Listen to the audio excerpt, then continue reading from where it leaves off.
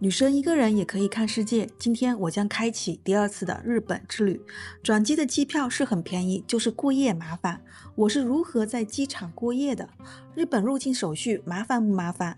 电话卡是国内买还是入境日本后再买？日本当地的超市物价如何？据说晚上还有很多东西打折。今天带你们一探究竟。哈哈，朋友们，到机场了。日本的2.0正式开始，但是今天呢，我们依旧是要转机先到北京。经过上次行李箱之后，我就觉得背包特别好用，于是我斥巨资又买了一个新的背包。先来办理值机。上次很多朋友都问怎么抢到的，我跟你们说他们这个权益只有在每天的早上的7点放出400个名额。所以我是定了7点的闹钟起来，然后马上抢了一单。这个行李超级轻，我都怀疑自己有没有少带了点东西。好轻啊！这个多重啊？这个行李8公斤左右。稍等一下，行李在关检。好，这回我可是提早到机场了1点的飞机，我11点13分就到了。很多朋友我要问，为什么一次的行程要拆开2次？因为我只能办理单次签证，而单次签证的停留时间呢只有15天。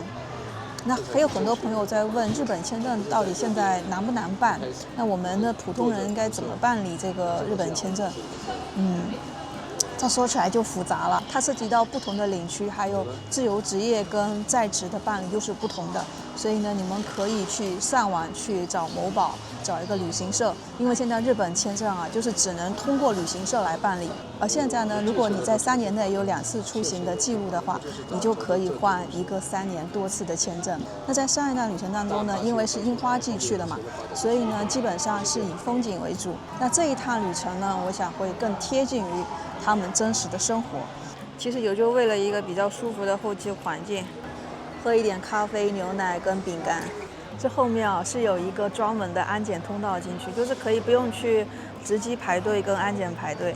你在抢这个权益的时候是要支付1块钱的。嘿嘿。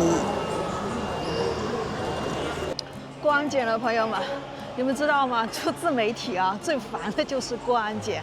几乎把包里所有的东西全部都掏出来，所有都是设备，然后又要整理一通。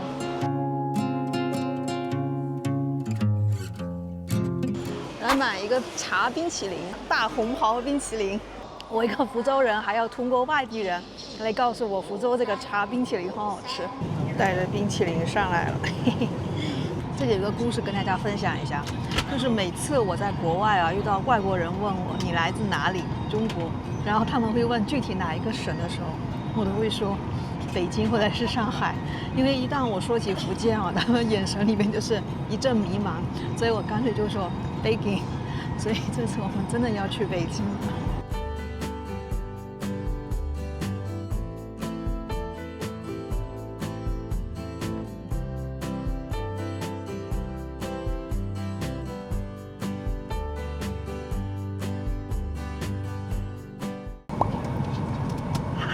到达北京，我特意选了一个中转时间比较长的，这样我们可以出去溜达溜达。首都北京，我来了。北京我好像有5年没来了。咱们先把包给寄存了，简装出行。刚才我把背包里面的无人机还有电子设备全部转移到我的大包里面去了，不然真的太重了。北京有2个机场，一个是首都机场，一个是大兴机场。首都机场呢，就是离市区比较近一点，所以待会我们可以溜出去吃涮肉。在这儿行李寄存，这多少钱？30。电池全部拿出来对，锂电池不能寄存。那我最重的就是锂电池了。那个电脑是可以的。电脑可以。所有的备用电池。就是电池不可以是吗？对。好的。直奔吃涮肉去。出机场这里有一个空港1路、空港2路、空港3路。谁说中国人没素质的，都好好在排队呢。我查了一下，票价才5块钱。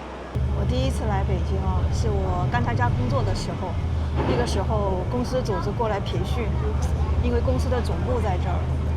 第2次呢，是因为做自媒体，然后被邀请来这儿。第3次呢，是我自己来玩了7天。这次应该是第4次来了吧。从一个青涩的少女变到一个，马上我挑了这一家。嘿嘿，以前我来北京吃过东来顺儿，那今天我就来吃聚宝园。哇，这个大铜锅，锅底有放这个羊尾油进去。对，它是用锅提香的。提香的，因为这个锅底是什么味道都没有，也没有油。刚才大锅，然后因为我一个人吃，然后变成了小锅，不过没有关系啊，朋友们，先上了蘸料，所以它可以立在这边，不会掉下来吗？不会掉下来，不会。这种肉是这样的，首先这个肉啊，就咱们的肉都没有注过水啊。第二呢，咱们师傅的刀工还是比较均匀，薄厚比较均匀的。哦，所以我一边吃一边涮，它也不会掉下来。变色差不多就快熟了，也就12、3秒吧。可以了，你尝尝。差不多了。对，闻吃的话可以，对。我们先来闻吃。这个过程，因为这个闻吃的话，它其实来源于比较早了如果追溯的话，就到清朝了。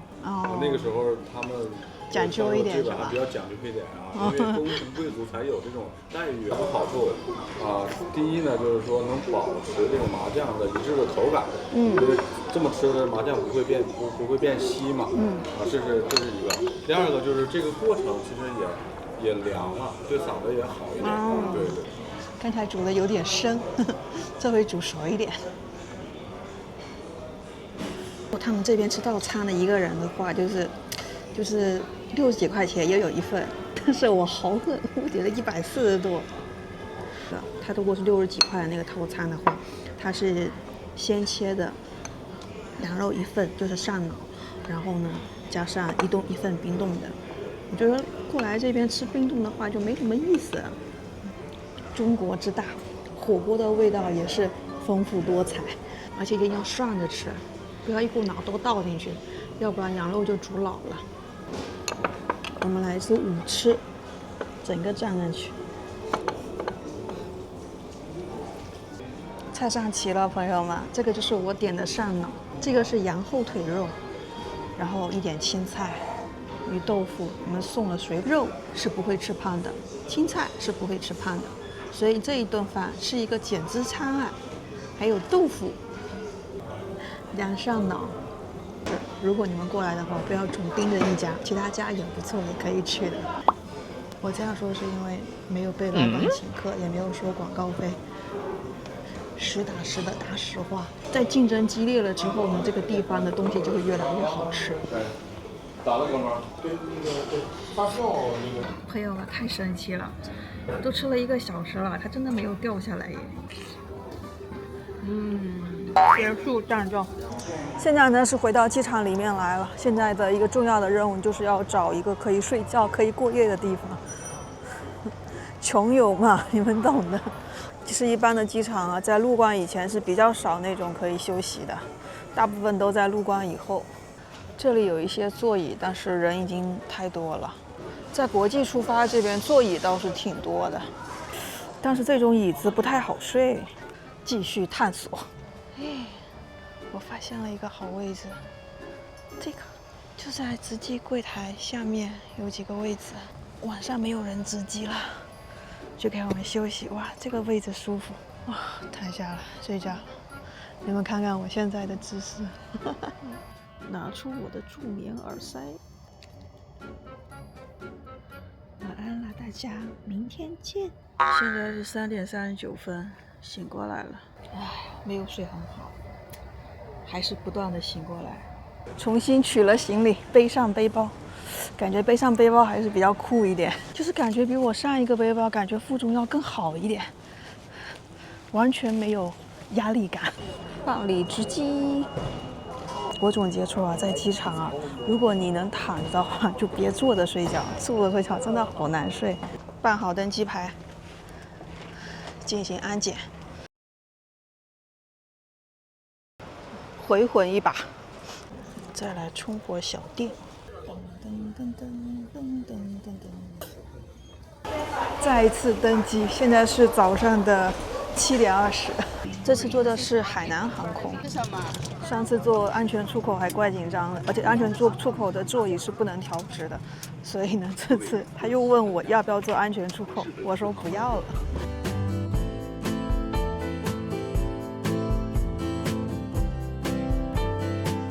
我要的是一个中式的牛肉炒面，生菜、水果、酸奶。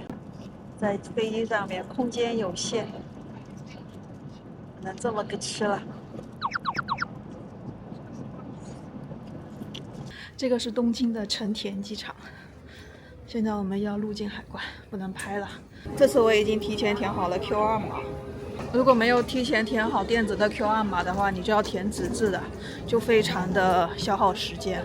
而且我也连上了机场的免费 WiFi， 东京机场有免费 WiFi， 在北海道的新千岁机场，它的免费 WiFi 就是只给本国人用。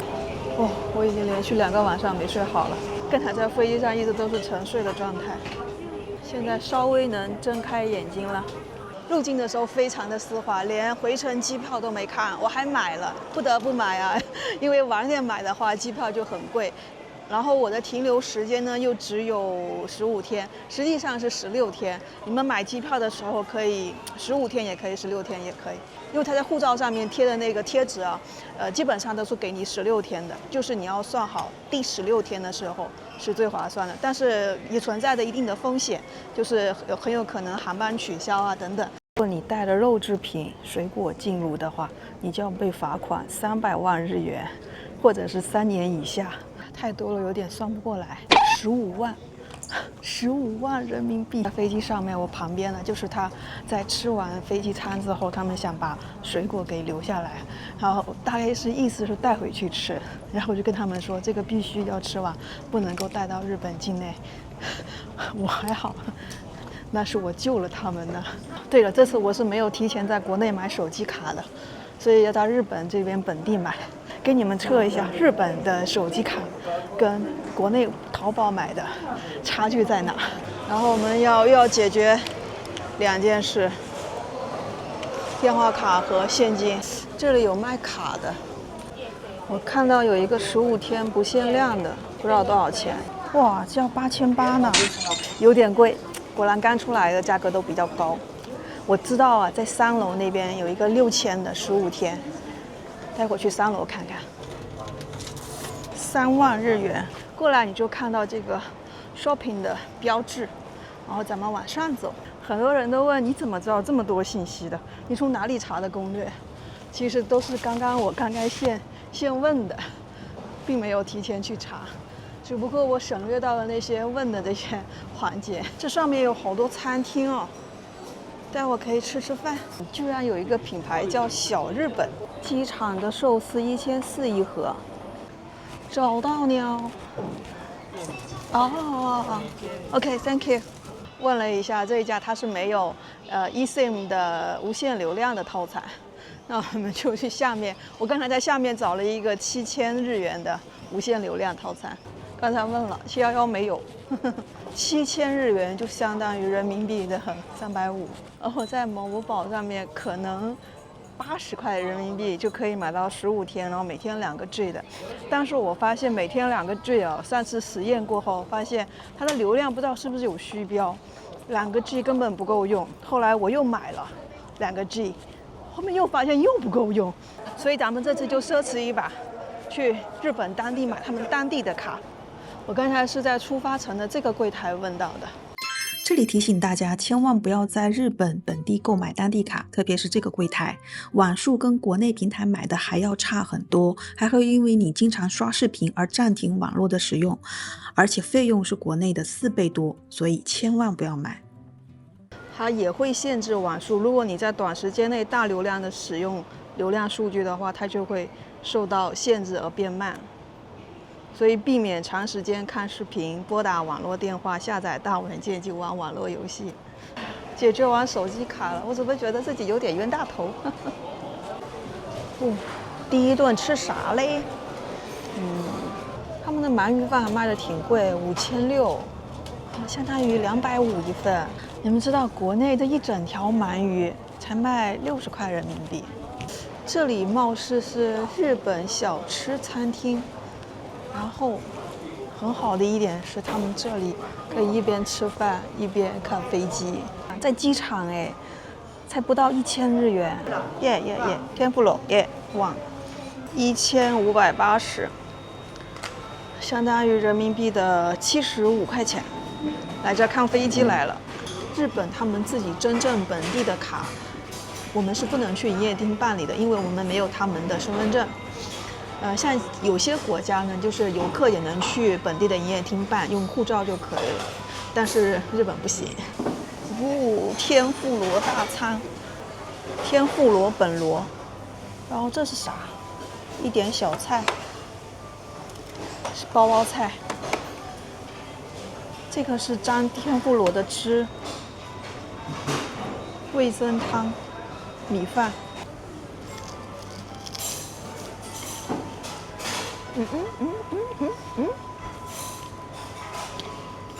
有点厉害。它这个天妇罗里面还是湿润的，就是完完全全保留了食物它本来的状态。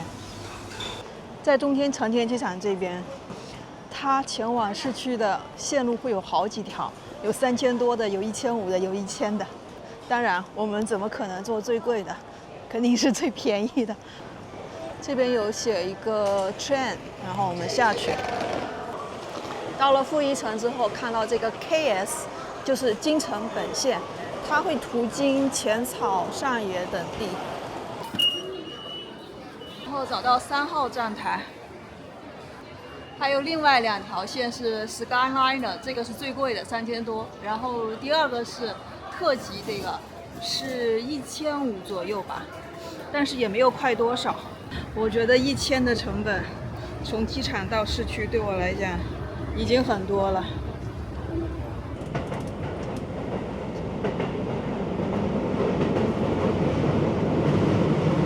没有一个人说话。花费1177日元，连续2个晚上没睡好。其实我现在最想的是好好的睡一觉，但是我又想出去逛晴空塔。现在咱们准备去开箱青旅。这次住的青旅啊，位置特别好，是在河边。当然了，也是在浅草、上野这一带。我发现这一带啊，真的是住宿特别便宜。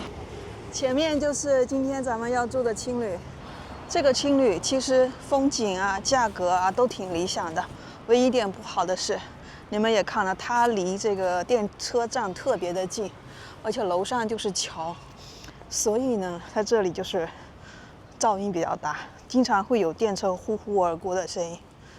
不过，谁叫咱睡眠特别好，这一点都不是事儿。准备跟随我一起开箱。这个工区我满意。这里半路住啊 ，hostel。Feel the cell and check. Then sign here, please. I need your passport. OK， 是我的床，下面就是我的房间。但是这里是有台阶可以上来的。真累死了，我的小伙。日本的青旅啊，浴室里面都有洗发水和沐浴露啥啥的，干净干净。然后这里有冰箱，居然还有电饭煲、烧热水的微波炉，还有个烤箱。哇，居然还有这个！这晚上妥妥的是要买和牛回来。我准备晚上去他们的一个超市，当地人逛的超市。听说呢，就是在晚上10点以后啊，和牛会打半价。这个下面就是刚才看的公共区域了。这里的景色其实挺不错的，外面就是那个河。日本的扭蛋机啊，真是无处不在。甜点，这一份甜点1500，是不是贵了点？这个是当地人整理的美食地图，如果大家需要的话，可以截图保存。晚上看更好看。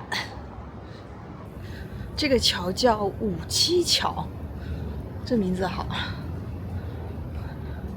我上次来啊，光顾着看樱花了，这没有好好的看一看东京。这街道干净的连个灰都没有。我决定我现在先去吃鳗鱼饭，就是机场卖很贵很贵那个鳗鱼饭。我找到一家，只有500日元，涨价了640，也还可以。我上次好像看到过一个说法，就是说日本的鳗鱼都是从咱们中国过去的，到底是不是真的呀？这跟咱们就是国内的鳗鱼一个味道，甚至还偏咸一点，没有山姆的鳗鱼好吃。有时候我真的搞不懂日本人的口味到底是轻还是重。如果说它轻口味吧，但是它的拉面和它的有些东西就特别死咸。如果说它重口味吧，但是它整体的饮食就是偏清淡。又给你们排雷了，鳗鱼饭就不要在日本吃了。这就是日本式的逛街，就真的是一条街。我们来个抹茶冰淇淋吧，500日元，这里。好吃。在浅草寺的旁边看到了一个浅草警察署，然后我看到上面有一个公告牌，就是每天他们都会把交通事故的一个数据放在这儿。其实我觉得这个做法挺好的，这样就可以一直去提醒人们一定要注意安全。事故不是不存在，而是你看不到。咱们进来一个当地人的超市，你们看看，这里面的东西啊是要比711还要便宜。特别是晚上10点后，据说有5折的东西。那我觉得他们在这儿就是赚的日元，对吧？这个物价还是可以的。这个生菜也是99一颗。你们知道那个711卖多贵吗？他们做成沙拉，切一下，放在袋子里面。好，这就是切一下，放在袋子里面，也就259了。从99变成好几包259。苹果279，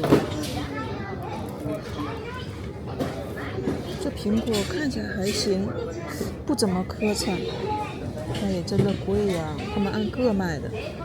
打野来了，看一下打折没？还没打折呢。哎，才9折。顺便咱们也看看鸡肉，看这个打折了，但是打折的不多，可能时间还没到。907，真的，他们超市里面一点都不贵，但是呢，餐厅很贵。这个是日本人很爱的纳豆，其实纳豆这种东西最早是出现在中国。不过话说回来，咱们的老祖宗真的挺厉害的。你看。他们小日本，学习咱们东西学习了多少？他们这儿的鳗鱼食材是挺贵的，这一条鳗鱼卖到1899，也就是1900。哎，全部都卖光了啊！就剩下这个了，才打多少呢？399打255，打多少啊？就已经被买的差不多了。哦，这个打得多，这个打了5折。你们看，原先是299，然后卖150，哇塞，这像被洗劫过。还有好多便当哦，便当晚上也打折。你们看，像这种便当一份也才300多，这比711便宜巨多，不是吧？几个饭团76，我记得711好像要卖到100多日元。等了半天没等到掌管打折的声。那咱们就先买吧，650，30块钱，也不贵。泡面商包是279，这比711要便宜好多呀。这个鱼饼看起来不错，仙台名产，179搞一包。他们的鸡蛋比较贵啊，这4个鸡蛋要219，就是10块钱。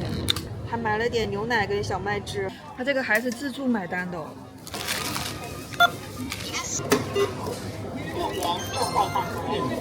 请稍后。因为我买久了，2200承担了我好几天的早餐。我准备回去好好享受我的牛肉泡面。以上呢就是本期视频的全部内容。我正在环球旅行地15国，日本。